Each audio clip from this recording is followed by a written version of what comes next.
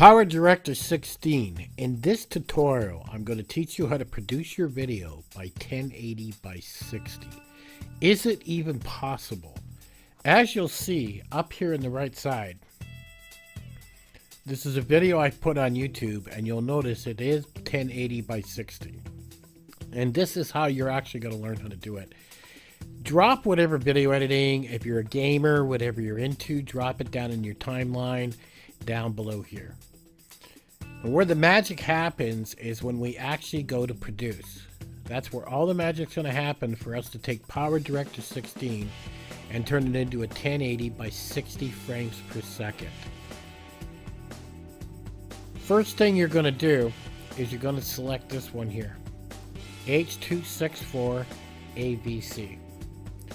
Now you're normally going to see the default is like this, is what you're going to see.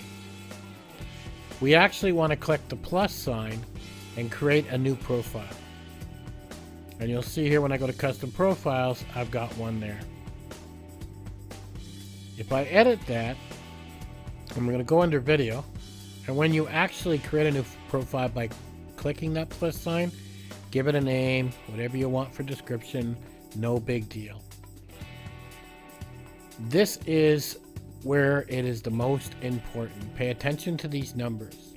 I've set it to 1920 by 1080. I've set my frame rate to 60 seconds.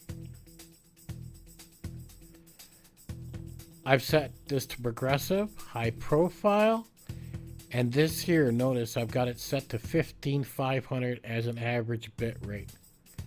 What you're seeing on this screen here is the most important for setting up a 1080 by 60 frames per second, which is great for gaming, which is great for people that do shoot in those type of videos. It allows for smoother videos. So if you've got a lot of motion in your video, you might want to shoot with 1080 by 60 frames a second.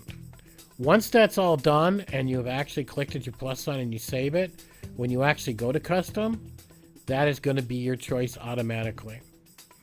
You can go down here and actually select hardware video encoder to speed things up if you want.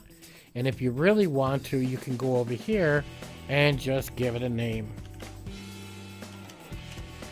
Now this is actually going to save this video after it's been produced to my hard drive, which if you're going to upload it to YouTube, you'll then have to go to upload, find your video on your hard drive, and actually upload it.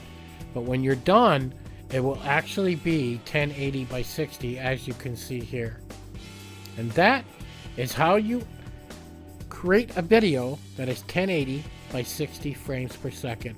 Don't forget to hit the thumbs up. Don't forget to hit subscribe. And like always, if you've got something you want me to do, hit me up in the private messages. At any rate, guys, I'll catch you on the next one.